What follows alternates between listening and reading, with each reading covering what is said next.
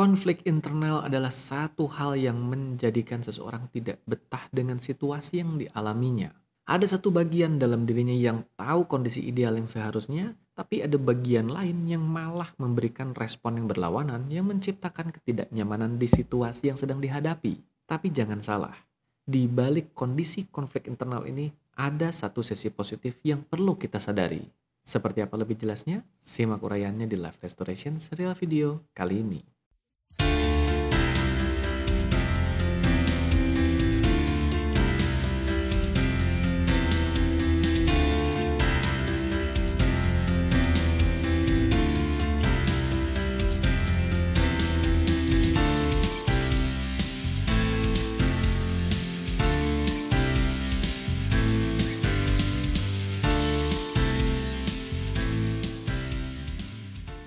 Halo para sahabat sekalian dimanapun Anda berada. Kembali berjumpa di Live Restoration serial video episode akhir minggu kali ini seperti biasa bersama saya Algus Karnalendra.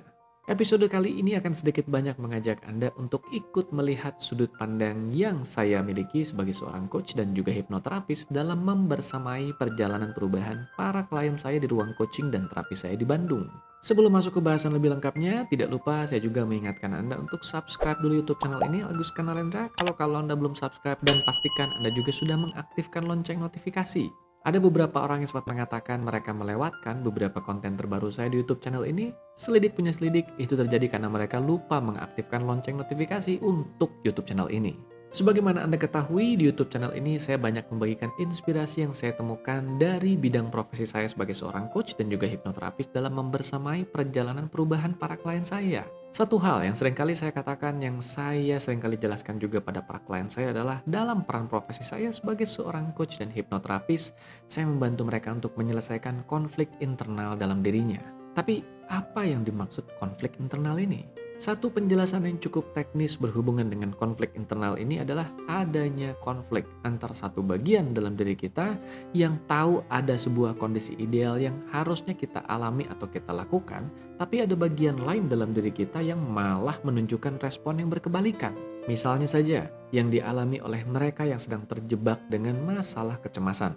Dikatakan sebagai masalah kecemasan, artinya kecemasan itu sudah muncul berlebih, tidak terkendali dan mengganggu kualitas hidup mereka.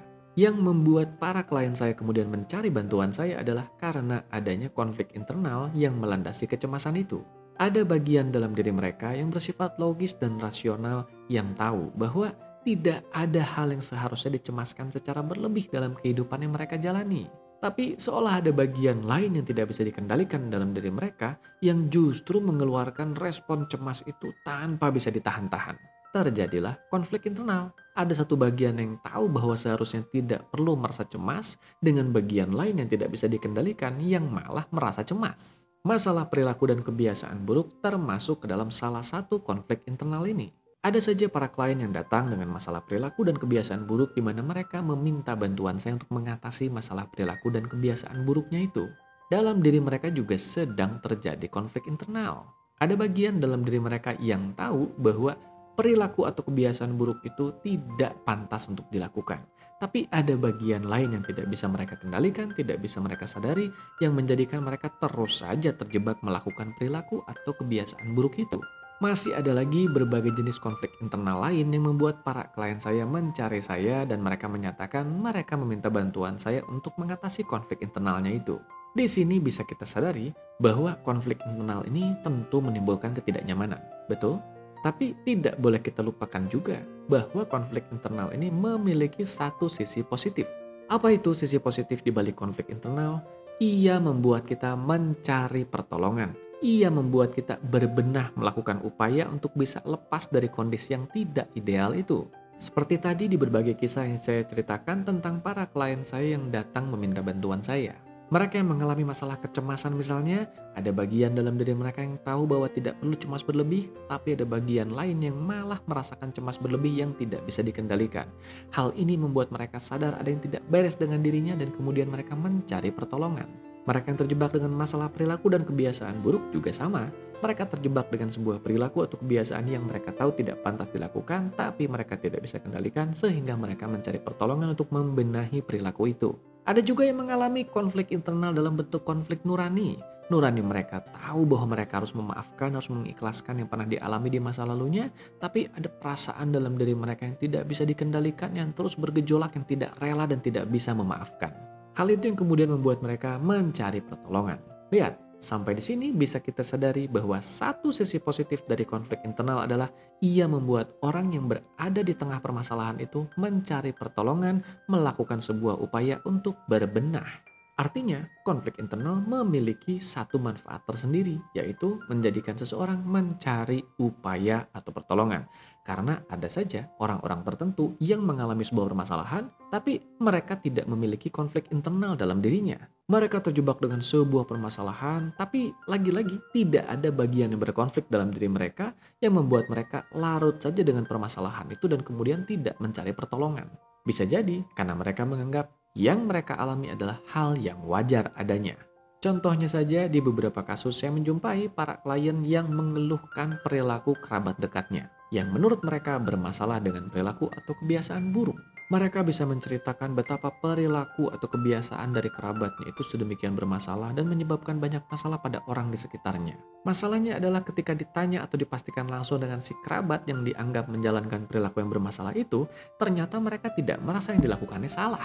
Bagi mereka itu adalah hal yang wajar, atau kalaupun tidak wajar, mereka belum merasa itu adalah satu hal yang harus mereka hentikan saat itu juga. Mereka masih betah dengan masalahnya. Bahkan hal itu juga tidak bisa disebut masalah karena mereka tidak menganggapnya sebagai masalah. Tidak ada konflik internal dalam diri mereka karena mereka merasa itu merupakan sebuah kewajaran. Jadi mari kita sadari dalam hidup kita. Adakah ketidaknyamanan yang kita alami? Adakah konflik internal yang kita alami? Adakah sebuah kondisi yang kita tahu bahwa itu bukan kondisi yang pantas atau kondisi yang seharusnya? Jika ada, maka selamat. Adanya konflik internal itu menandakan kita punya sebuah kesadaran untuk berbenah. Yang menjadi penentu nantinya adalah bagaimana kita menindaklanjuti kesadaran itu untuk benar-benar mencari pertolongan atau mengupayakan tindakan yang jelas-jelas bisa membawa dampak perubahan positif pada diri kita. Jadi, jangan dulu beranggapan bahwa semua konflik internal itu pasti buruk adanya. Ya, di satu sisi ada ketidaknyamanan yang ditimbulkannya, tapi di sisi lain ketidaknyamanan itu membuat kita mencari solusi. Sekian bahasan kita di perjumpaan singkat di episode kali ini. Sampai jumpa lagi di episode berikutnya minggu depan. Ingat, subscribe YouTube channel ini Agus Kanalendra. Kalau Anda belum subscribe, like juga video ini kalau Anda merasa mendapatkan manfaat dari apa yang dibagikan di dalamnya. Aktifkan lonceng notifikasi agar Anda bisa menjadi salah satu dari mereka yang terus update mendapatkan notifikasi setiap kali saya mengunggah berbagai pembaharuan di YouTube channel ini. Salam sehat, berkah berlimpah, damai dan berbahagia selalu dimanapun Anda berada bersama mereka yang Anda kasihi.